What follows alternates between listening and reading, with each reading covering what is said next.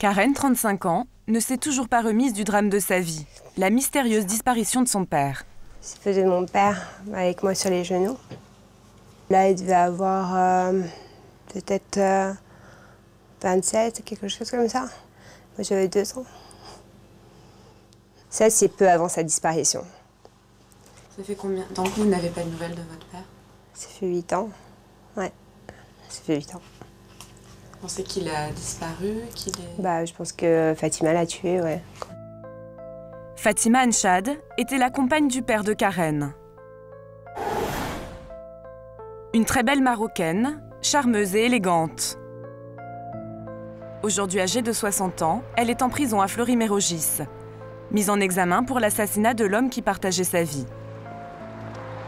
La justice la soupçonne de l'avoir fait disparaître pour récupérer sa fortune.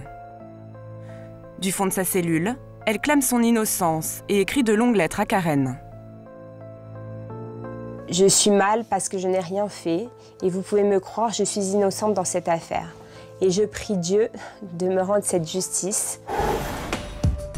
Mais les soupçons contre Fatima sont d'autant plus forts qu'un autre homme, son mari cette fois, a lui aussi disparu il y a 30 ans. L'affaire Fatima Anchad, c'est l'histoire de 2 disparitions autour d'une femme très intrigante. Nous sommes en 1992. Roger, 42 ans, rencontre Fatima dans ce cercle de jeu, en plein cœur du quartier de l'Opéra à Paris. C'est un homme marié, bijoutier de profession. Ce grand amateur de jeux de hasard et de poker est un habitué des lieux. À l'époque, Fatima a elle aussi 42 ans. Originaire d'un milieu modeste au Maroc, elle a déjà été mariée à un Français. Cette femme très séductrice attire tous les regards, dont celui de Roger. J'ai tout de suite compris qu'il était très amoureux d'elle, ouais, bien sûr. Il est tombé sous son charme? Ouais, complètement. Très vite, Roger se sépare de sa femme. Il s'installe avec Fatima et sa fille Karen dans un appartement du 16e arrondissement, un quartier chic de Paris. Ils mènent grand train. Roger est patron d'une bijouterie au Louvre des Antiquaires. C'est un flambeur. Ils sortaient ensemble, les restaurants, les voyages, Saint-Martin, Las Vegas. Donc tout ça, ouais, ils le faisaient ensemble, ils partaient beaucoup au Maroc. Quelques années plus tard, Roger a des revers de fortune. Il doit liquider sa boutique. Mais il continue à jouer et à voyager. Et les fins de mois commencent à se faire difficiles. En avril 2002, il annonce à sa famille qu'il part 3 jours au Maroc avec Fatima. Je l'ai vu juste avant qu'il prenne le taxi avec elle pour aller à l'aéroport. Il m'a dit oui, je vais partir au Maroc, faire une affaire, ça va durer quelques jours. Donc je reviens, puis quand je reviens, on partira en Israël voir ta tante. Il ne m'a pas donné le détail de l'affaire, mais il m'a juste dit que c'était quelque part un gros coup, quoi. C'est à l'un de ses frères, qui souhaite rester anonyme, que Roger aurait donné plus de détails sur ce gros coup. Il dit qu'il va aller voir une personne que Fatima connaît, en gros, hein, que Fatima connaît et qu'elle a des lingots d'or à vendre qui sont un petit peu douteux et qui veulent vendre ça à quelque chose près à la moitié du prix de ce que ça vaut. Le couple s'envole pour le Maroc. Selon la version de Fatima, il passe 2 nuits à Tanger. Puis elle le dépose dans l'enclave espagnole de Ceuta pour son affaire. Début mai 2002, Fatima rentre à Paris sans son compagnon. Bizarrement, elle serait la seule à recevoir des appels de Roger, qui n'appelle plus sa fille. D'habitude, on avait une relation hyper fusionnelle, donc c'était pas du tout le genre à me laisser sans nouvelles, ne serait-ce que même 3 heures, quoi. Ça n'existait pas, donc voilà, à la limite, les seuls moments où j'avais pas de nouvelles de mon père, c'était la nuit quand je dormais. Et là, je commence à poser des questions à Fatima, pourquoi il t'appelle, il m'appelle pas. Et là, plus ou moins, elle me dit oui, parce qu'il est dans des problèmes, tu comprends, il veut pas t'inquiéter, il veut pas que tu aies des problèmes. 1 mois plus tard, Fatima affirme avoir vu Roger à Marseille. Il aurait de sérieux ennuis et vivrait caché, ce qui expliquerait qu'il ne donne pas de nouvelles à sa famille. À sa demande, elle lui aurait remis 80 000 € en liquide.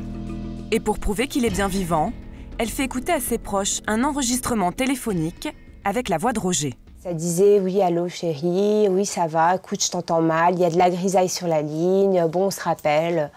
Quelque chose de très bref, mais il y avait suffisamment de conversations pour que je puisse reconnaître la voix de mon père. Voilà, j'avais tout ce que je voulais croire, c'est-à-dire que mon père était vivant. Karen croit Fatima. Mais le premier à avoir des soupçons, c'est le frère de Roger. En consultant les gazettes de vente aux enchères, il découvre que de nombreux bijoux appartenant à son frère sont mis en vente. Là, vous avez le catalogue du 31 mai 2002. Là, mon frère a disparu. Là, on s'aperçoit qu'il y a une vente qui a été faite à La Rochelle, où il y a des bijoux qui ont été vendus.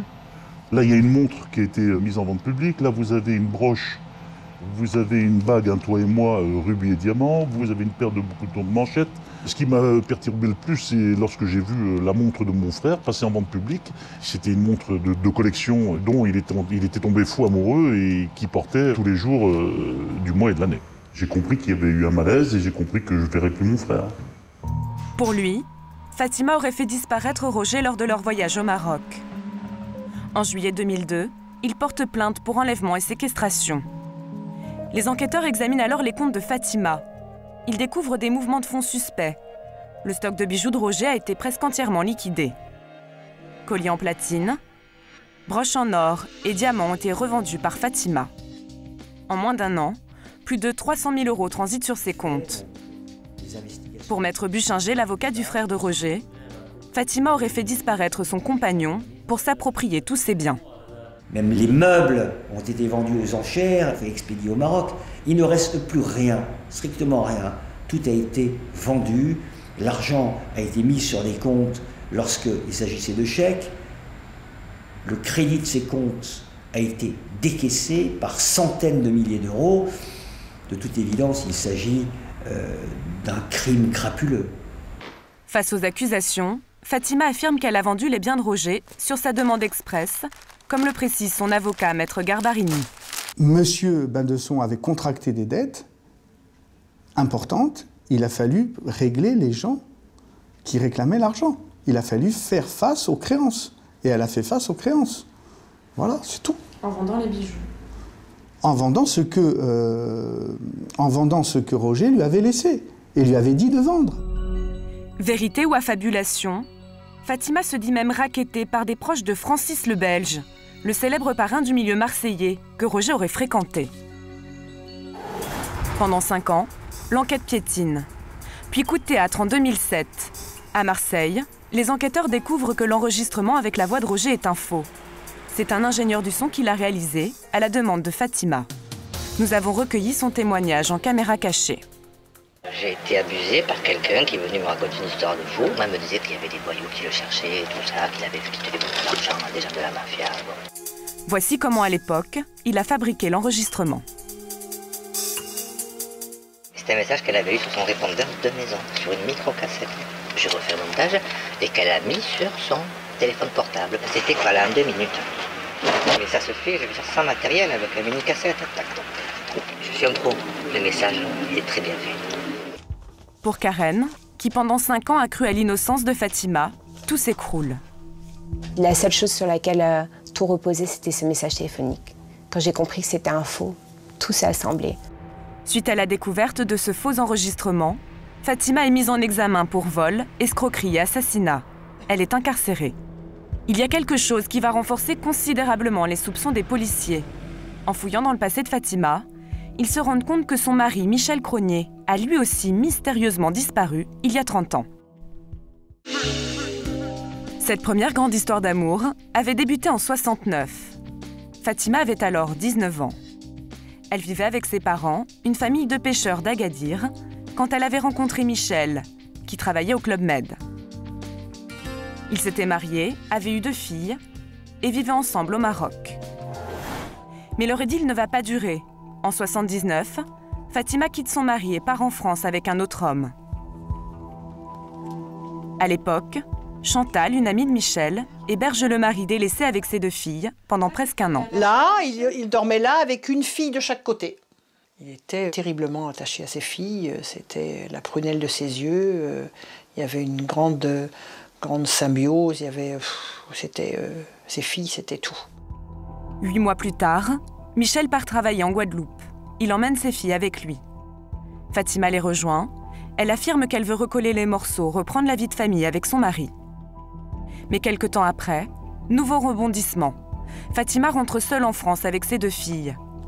Elle raconte que Michel les a quittées du jour au lendemain, sans laisser de traces. Aujourd'hui encore, Chantal n'arrive pas à y croire. Vouloir tout couper et plus jamais prendre des nouvelles de ses filles, pour moi, c'est même pas envisageable. C'est même pas envisageable, parce que ses filles, c'était, comme je vous dis, la prunelle de ses yeux, et il y avait une telle fusion que, bon, moi j'ai pensé qu'il avait disparu, parce que non, c'est pas possible qu'il ait refait quelque chose ailleurs sans prendre des nouvelles de ses filles, qu'il n'ait pas une fois eu envie de téléphoner ou à ses parents ou à moi pour avoir des nouvelles de ses filles. Sans nouvelles de leur fils, les parents de Michel finiront par penser qu'il s'est suicidé. Une hypothèse à laquelle n'a jamais cru sa sœur, ici en photo avec Fatima. Une trentaine d'années plus tard, interrogée par la brigade criminelle, elle déclare même « Pour moi, Fatima est impliquée dans la disparition de mon frère. » Un mari disparu, c'est un mauvais hasard, quoi. Donc, 2 maris qui disparaissent, c'est peut-être elle le mauvais hasard.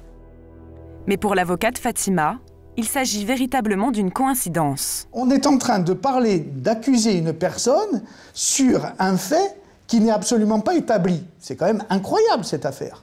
Il n'y a aucun lien entre le départ de M. Cronier et le départ de M. Bindesson. Ils ont décidé de partir, certainement, ils avaient leur raison. Aujourd'hui, Karen, la fille de Roger, souhaite avant tout pouvoir faire le deuil de son père. Ce que je veux aujourd'hui, oui, je veux le corps de mon père, bien sûr. Bien sûr, je veux le corps de mon père. Aujourd'hui, je me dois de me battre pour lui. Les enquêteurs poursuivent leurs investigations. Quand elles seront terminées, Fatima pourrait être jugée devant les assises.